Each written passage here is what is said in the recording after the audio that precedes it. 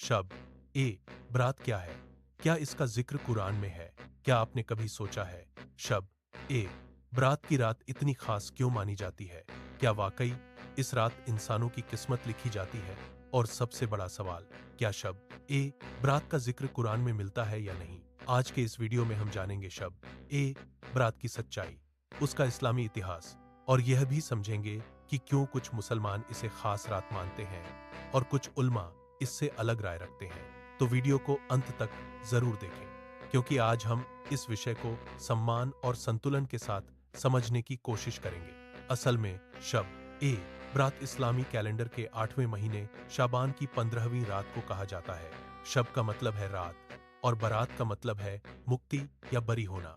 इसी वजह से बहुत से लोग इस रात को मगफिरत यानी गुनाहों की माफी की रात मानते हैं। दुनिया के कई हिस्सों में मुसलमान इस रात में नफल नमाज पढ़ते हैं, कुरान की तिलावत करते हैं, दुआ करते हैं और अपने मरहूम रिश्तेदारों के लिए मगफिरत मांगते हैं। लेकिन असली सवाल यह है, क्या शब ए बरात का सीधा जिक्र कुरान में मिलता है? सीधी और साफ बात यह है कि कुरान में शब ए बरात नाम से कोई आयत मौजूद नहीं है।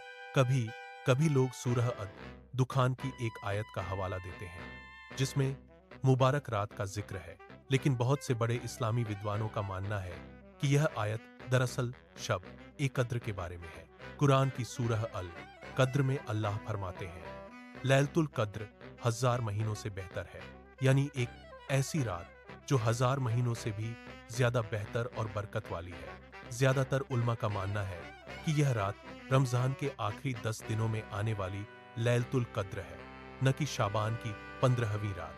अब सवाल आता है, अगर कुरान में सीधा जिक्र नहीं है तो फिर शब ए बरात की अहमियत कहां से आई? कुछ हदीसों में 15 शाबान की रात का जिक्र मिलता है। कुछ रिवायतों के अनुसार इस रात अल्लाह ताला अपनी रहमत के साथ बंदों की तरफ ध्यान देते हैं और बहुत से लोगों को माफ करते हैं। हालांकि इन हदीसों की सही होने पर विद्वानों में अलग अलग राय पाई जाती है। कुछ उल्मा इन्हें कमजोर ज़ईफ मानते हैं, जबकि कुछ कहते हैं कि कई रिवायतें मिलकर इस रात की फजीलत की ओर इशारा करती हैं। यही वजह है कि इस विषय पर मुसलमानों के बीच अलग अलग विचार देखने को मिलते हैं। बहुत से मुसलमान इस रात को इबादत और दुआ की रात के रूप में मानते हैं। वे मस्जिदों में इबादत करते हैं, कब्रिस्तान जाकर अपने गुजर चुके लोगों के लिए दुआ करते हैं और अल्लाह से अपने गुनाहों की माफी मांगते हैं। उनका मानना है कि भले ही यह अनिवार्य न हो, लेकिन इबादत और तौबा हर समय अच्छी चीज है। दूसरी ओर कुछ विद्वानों का कहना है कि इस रात के लिए कोई मजबूत और साफ सबूत नहीं मिलता, इसलिए इसे खास त्योहार या अनिवार्य धार्मिक रस्म बनाना सही नहीं है। उनका मानना है कि इस्लाम में सबसे खास रात वही है जिसका जिक्र कुरान में साफ तौर पर हुआ है, यानी लैलतुल कद्र। यहाँ सबसे जरूरी बात यह समझना है कि इस्लाम में इख्तिलाफ यानी अलग अलग राय होना नया नहीं है। कई धार्मिक मामलों में विद्वानों के बीच मतभेद रहे हैं, इसीलिए इस विषय को लेकर किसी भी मुसलमान को जज करना या विवाद करना सही नहीं है। अगर कोई इस रात में इबादत करता है तो वह अल्लाह से माफी और रहमत की उम्मीद में करता है, और अगर कोई इसे खास नहीं मानता तो वह भी अपने विद्वानों की राय का पालन कर रहा होता है। तो संक्षेप में समझें तो शब ए बरात शाबान की 15वीं रात है। कुरान में इसका सीधा जिक्र नहीं मिलता।